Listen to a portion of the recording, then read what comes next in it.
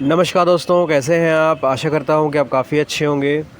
हमारे इस सरकारी कर्मचारी हब में आपका हार्दिक स्वागत है। तो किसी को उम्मीद नहीं थी, कल जो हुआ केंद्रीय कर्मचारियों के साथ शायद इतिहास का सबसे बड़ा धोखा हो सकता है, क्योंकि यूनियन बिल्कुल पलट गई। और जो इतना शोर मचाया जा रहा था कि 2.86 मिल जाएगा, 3 मिल जाएगा, 4 मिल जाएगा, ऐसा कुछ नहीं हुआ है। सिर्फ सिर्फ 7वें वेतन आयोग से भी कम फिटमेंट फैक्टर पर यहाँ पर यूनियन का जवाब आया है कि हाँ, इतना ही आपको मिलेगा।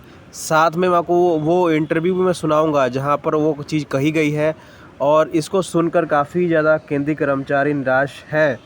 और साथ में एक बड़ी खुशखबरी भी है, और चीज़ें मैं आपको दिखाऊंगा क्या चीज़ होने वाली है। सब पूरी खबर देखिएगा और लास्ट वाला इंटरव्यू आप ज़रूर सुनिएगा।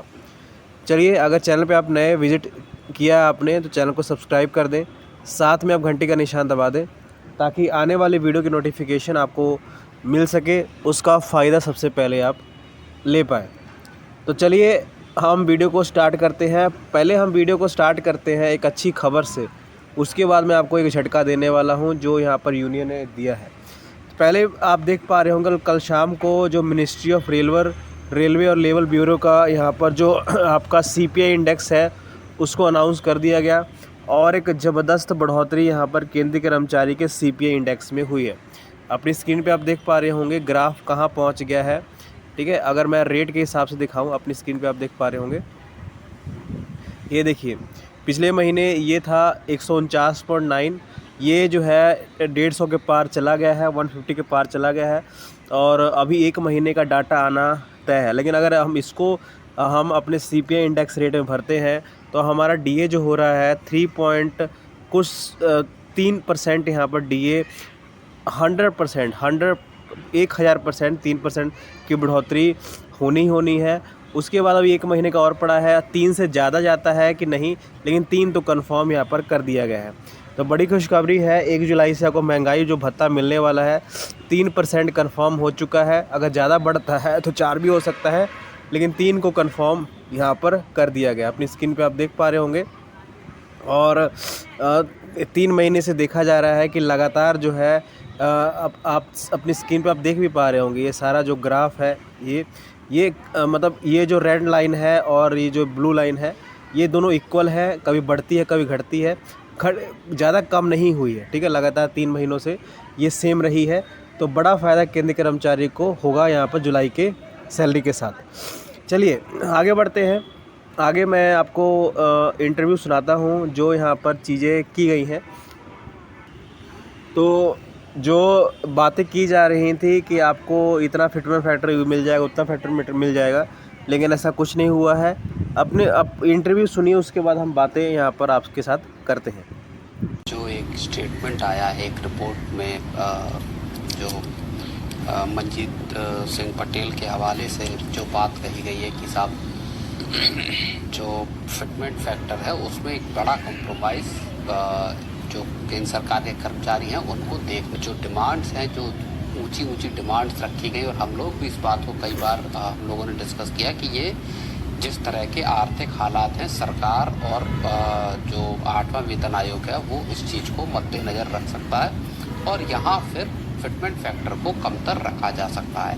अब उसी बात को लेकर कहा जा रहा है, और ये ज़्यादा चौंकाने वाली बात है अगर 2 या 2.10 के लेवल के आसपास अगर फिटमेंट फैक्टर आता है तो जैसे आपने सुना, अब आपने ये गौर किया होगा कि पहले जो 3 पर बहुत जोर दिया जा रहा था, लेकिन अब 2.10 पे जोर दिया जा रहा है, क्योंकि ये मंजीत जी की तरफ से यहाँ पर बयान यहाँ पर हुआ है कि फिटमेंट फैक्टर के लिए केंद्रीय कर्मचारियों को कॉम्प्रोमाइज़ करना पड़ सकता है। ठीक है, अब कॉम्प्रोमाइज़ हर 10 साल बाद केंद्रीय कर्मचारी की सैलरी बढ़ती है। अगर इस टाइम भी अगर कॉम्प्रोमाइज़ किया जाए तो मतलब जो है आप बहुत बुरा काम जो है कर्मचारियों के लिए यहाँ पर कर रहे हैं। जो यूनियन यहाँ पर बात कर रही थी 3 की 4 की, वो अब सीधा 2.10 पे आ चुकी है। इसका मतलब ये है कि यूनियन में कॉन्फिडेंस नहीं रहा है, और ये रीज़न क्या बताया गया है, वित्तीय हालात। जो देश भर की पूरे इंडिया की वित्तीय हालत है बहुत ख़राब है, इतनी अच्छी नहीं है। तो 3 से 4 देना बहुत मुश्किल सरकार के लिए होगा। ये सब बयान मैं नहीं कह रहा हूँ, यहाँ पर मंजीत जी ने यूनियन की तरफ से बयान यहाँ पर जारी किया गया है। ठीक है, तो अपनी राय कमेंट में ज़रूर बताइएगा और इस वीडियो को शेयर ज़रूर करिएगा। चलिए आगे बढ़ते हैं एक इम्पॉर्टेंट खबर की तरफ। तो डिपार्टमेंट ने, आप सभी जानते हैं कि कल 30 तारीख थी, लास्ट डेट थी यार आपके सारे जो डाटा था उसको सबमिट करने का। तो डाटा सबमिट से पहले सरकार ने कुछ डिटेल्स यहाँ पर आपके साथ साझा की है, जो आपके साथ मैं साझा करूँगा। तो ऐसा नहीं है कि आपकी सैलरी बदलने वाली है, आपका एचआरए बदलने वाला है। आपको जो बोनस मिलता है, आपके जो अलग अलग स्कीमें मिलती हैं, वो भी यहाँ पर बदलने वाला है। अपनी स्क्रीन पर आप देख पा रहे होंगे 8 central pay commission seeks detail the data bonus honourable performance incentive across all pay levels. तो जितने भी पे लेवल हैं, मतलब देखिए अपनी स्क्रीन पे आप देख पा रहे होंगे जितने भी पे लेवल है, 1 से लेकर जितने भी 18 पे लेवल है उसके आसपास 30 जून तक सबको डिटेल मांगी गई है। देखिए यहाँ पर पे लेवल 1 से लेकर 18 तक। यहाँ पर देखिए 21-22 में जो प्रोडक्टिविटी बोनस का टोटल कितना दिया जाता था, ठीक, कितना पेड हुआ है और कितने जो है एम्प्लॉयज़ को वो रिवॉर्ड दिया गया है। ठीक है, और ये 21-22 का डाटा हो गया। उसके आसपास 22-23 का डाटा मांगा है, 24-25 का डाटा यहाँ पर मांगा गया है। तो जो आपके इंसेंटिव हैं, सब कुछ है, वो सब कुछ यार फिगर आउट किया गया है कि लाखों में कर्मचारियों को वो जो गिफ्ट है, जो दिवाली बोनस बांटा गया है, उसमें भी बदलाव सरकार करने वाली है। अब घटेगा कि बढ़ेगा ये नहीं मालूम है, लेकिन इसका यहाँ पर डाटा सरकार ने यहाँ पर मांगा है। ठीक है, अब जैसे आप नीचे जाते हैं, देखिए अपनी स्क्रीन पे आप देख पा रहे होंगे बोनस के साथ और भी चीज़ें जो है सरकार की तरफ से पूछी गई हैं। अपनी स्क्रीन पे आप देख पा रहे होंगे 8 central pay commission 6 3-year data on employees across all pay level major financial review under way. ठीक है, अपने देखिए यहाँ पर क्या कुछ लिखा गया है, मैं आपको बताता हूँ। 8 CPC में अभी तक जितने भी चीज़ें हुई हैं, देखिए अपने मैं नीचे जैसे जाता हूँ, यहाँ पर देखिए 1 से लेके 18 लेवल तक, और आपको क्या क्या दिया गया है। 22-23 में कंप्यूटर के लिए कितना पैसा दिया गया है, हाउस बिल्डिंग अलाउंस के लिए पैसा दिया गया है। ये 22 से लेके 25 तक डाटा सरकार ने मांगा है। तो इसमें भी बदलाव यहाँ पर सरकार करने वाली है।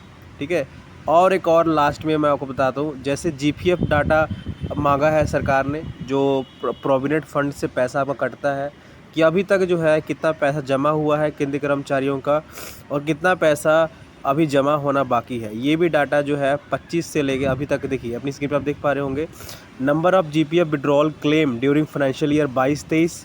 ठीक है, और उसके बाद 25 तक। तो ये फॉर्म भी आप देख पा रहे होंगे, 8 CPC का फॉर्म है ये। आपके डिपार्टमेंट में भी आपके विभाग में भी ये फॉर्म आ चुका होगा।